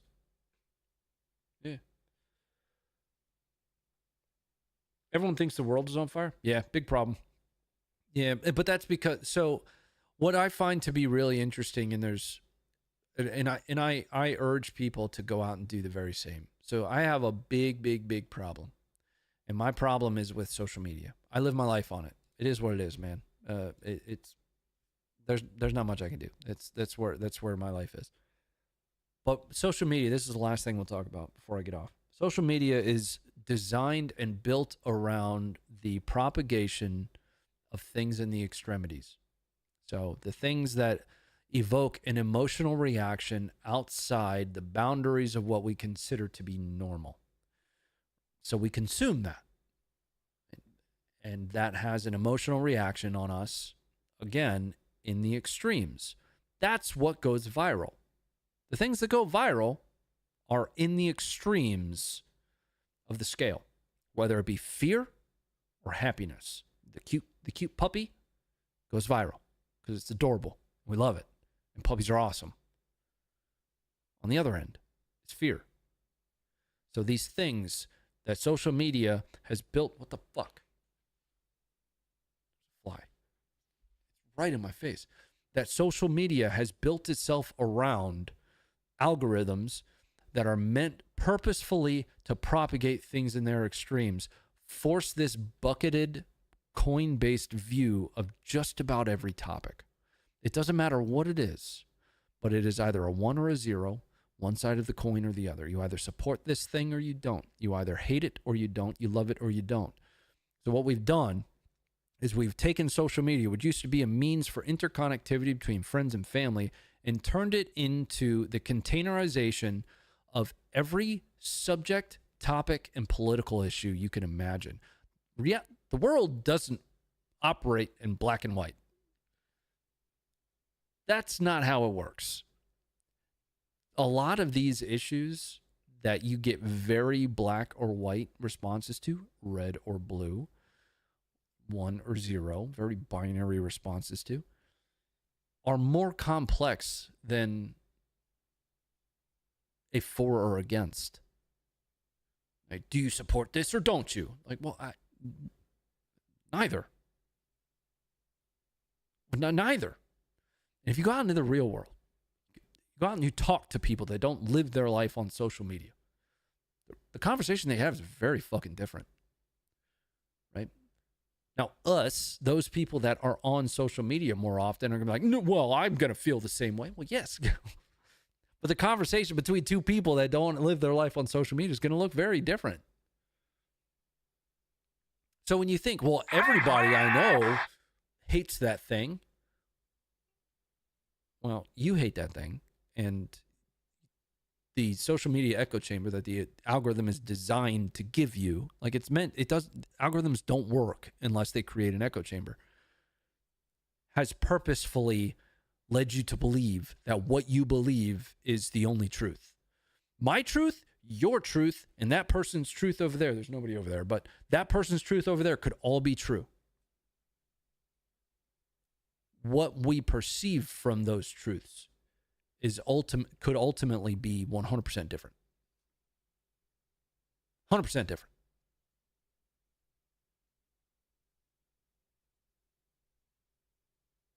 Anyway.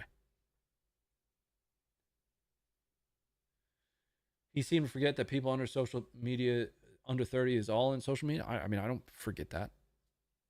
Why lead you to believe that I forget that?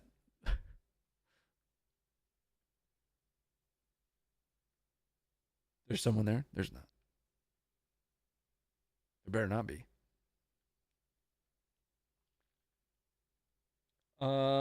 People have very strong opinions about things they don't know much about, especially the polarized stuff. Gary, super chat. Thanks for the $10. You're absolutely right.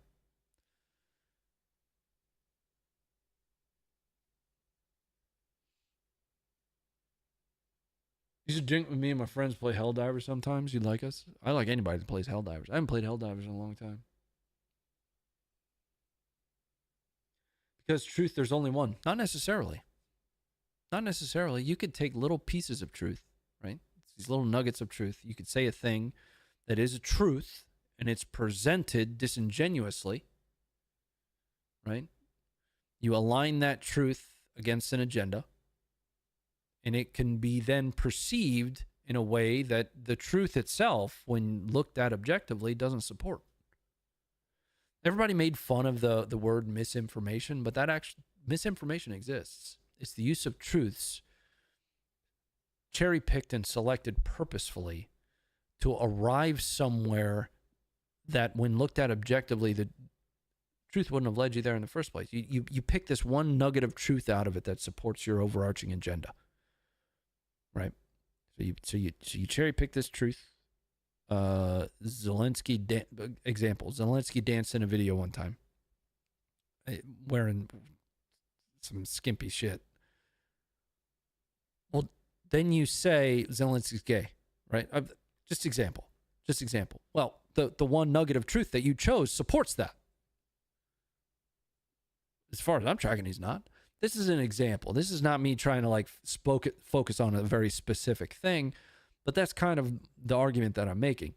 So somebody can say Russia is just absolutely mobbing Ukraine in airstrikes. Yeah, technically, they are. There's a ton of footage of airstrikes from Russia, ton of it. I can also say that Ukraine is mounting a defense against wave after wave of Russian troops and armor. That's also a truth. It's how I shape that ultimately can lead to these perceptions that aren't necessarily reality.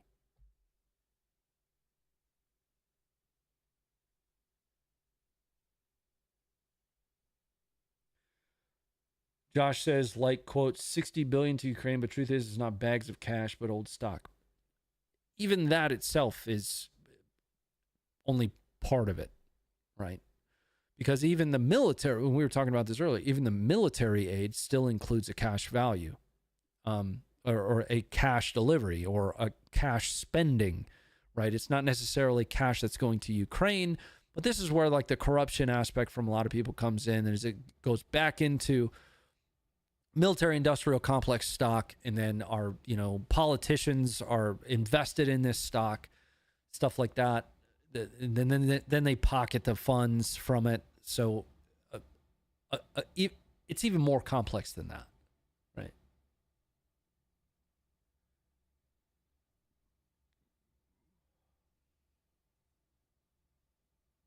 Would you ever smoke DMT? No. I don't even know what that is. My truth is whatever Daddy Ronnie tells me it is. Well, the truth is that pants are a crutch, and you shouldn't be wearing them unless you're absolutely forced to, and it's a life or death situation. Ukraine will have to pay it back over time. Media never talks about that part of it. No, they won't. Because they've been primarily grants, specifically the financial aid. The Lend-Lease program was stood up. Somebody correct me. I'm not trying to preach something to you. I'm giving you the way I see things and think about them.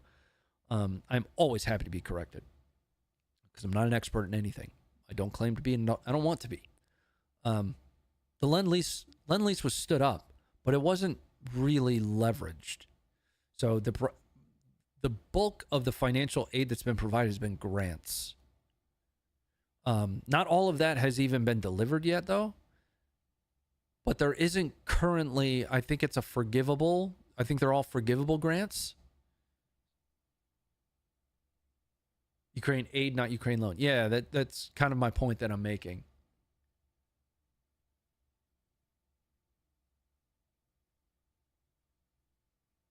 Not if they don't exist. UK just finished paying off our Lend-Lease. Yeah, but those were loans.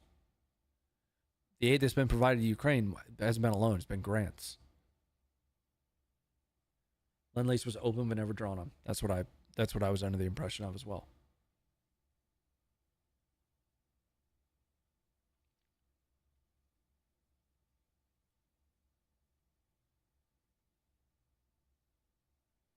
Zero drawdown on Lend-Lease, yeah. But what does get me is when people will look at this as the war in Ukraine specifically, as a very like for or against topic, or a very pro or anti-American even sentiment, right? Like if you're supportive of Ukraine's success, then then it's an anti-American because they're not America and we shouldn't be providing them money, or we shouldn't be providing them aid in any way. That's not how I look at things. Foreign policy exists for a reason. And today, we have more reliance on our interconnection and relationships with foreign nations than ever in the past, first and foremost, right? Yeah, sure. I think it would be great if we could limit those, if we could start to become a little bit more reliant as Americans on American-made products, on American everything, top to bottom. But that is not the case. It is absolutely not. So first and foremost, we have to maintain foreign relations. Foreign policy is still very much a part of something that has to be done. You can't just shun everything that happens outside the borders thinking that everything's going to be fine if you only focus on domestic issues. Things that happen outside the borders also have an impact on my way of life. There are things that we absolutely need to be doing. There's hegemony that we need to have from our military being deployed, being forward deployed and ready to act if necessary, that secures what's the American dollar backed by? Our fucking military.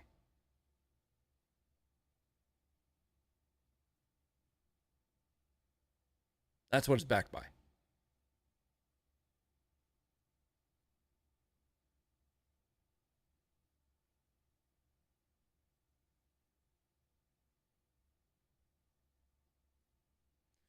Real reason Russia invaded the Black Sea is a gold mine, natural gas, and oil. Yeah, there's always the argument, why are we there? It's like, well, sometimes we're there for some weird reasons that we probably don't need to be.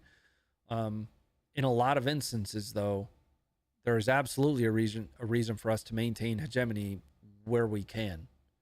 It applies pressure. Our adversaries can still surround us, whether not economically or militarily, but economically and politically, we can absolutely be surrounded, isolated, and cut off from the rest of the world, which is going to absolutely have a negative impact on our way of life. That's how I've always looked at it.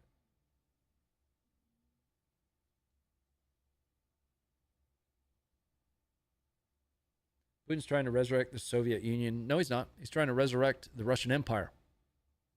There's a reason that when he did the Tucker Carlson interview, he went all the way back to Rurik.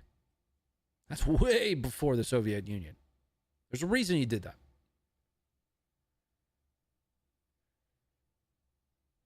Ryan, you think there's a major government deep state causing shit without getting into stupid conspiracies?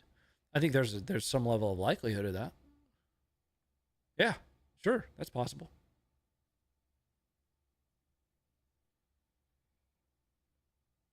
I mean, that's absolutely possible. For anybody to say that's not possible, it's being a little bit naive, right?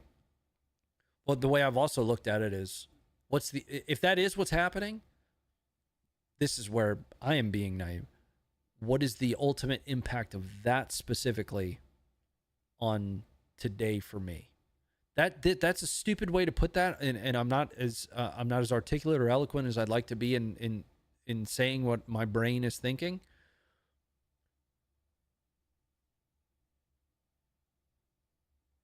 But what's the impact of that?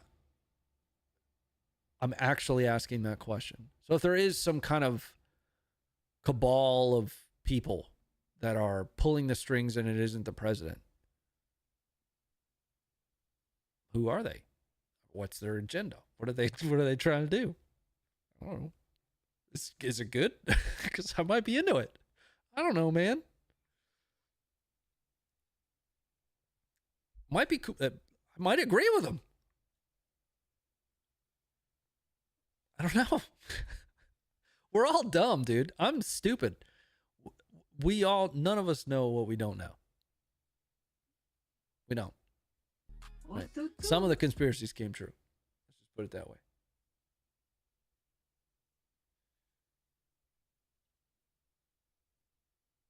Still shouldn't have left Afghanistan. Terrible move. Now we need to spin that down.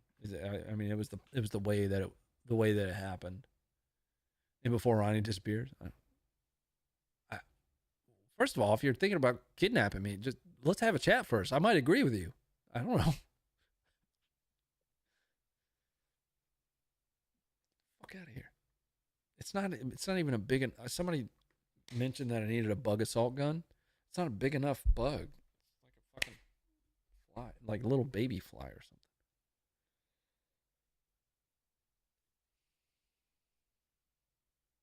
Democrats don't want the world to implode either. Yeah, I don't think so. Or I don't think so. The emphasis on certain syllables makes things sound a certain way. Anyway, I'm done. Yeah, I'm done chatting for the night. I'm going to go eat. I have a bunch of chicken wings up there waiting for me. Thanks for hanging out with me for a bit. Thanks for all the support to the personal channels and stuff. Really excited about the future for Funker and privileged and happy to be a part of it. Thanks for joining the Funker stream, which is very different than what we've been talking about here. This has all been very personal, all my opinion personally on things. I do not speak for Funker530 because it's a team of people. It's difficult to speak for an organization. I am not our spokesperson. I'm the person that does the streams under most circumstances. And those streams are really just the provision of video. So when you get upset at something I said here, spell my name correctly when you complain about it. It's a D, not a T in Adkins. Like the diet is a T, but mine is a D. So, or we can just fight about it. That's fine too. Good night. Go be great. I will check in with you guys. I'll probably be posting most of the stuff from the trip on Twitter. So I hope you guys are following there. There should still be some folks watching on Twitter. I'll see you guys soon. We won't be back until the following week. The 5th should be our next Funker stream, but I should be back early enough to do a stream here on this channel on the 2nd. Should be. Good night. Go be great. Love y'all. Good night, ladies. Good night.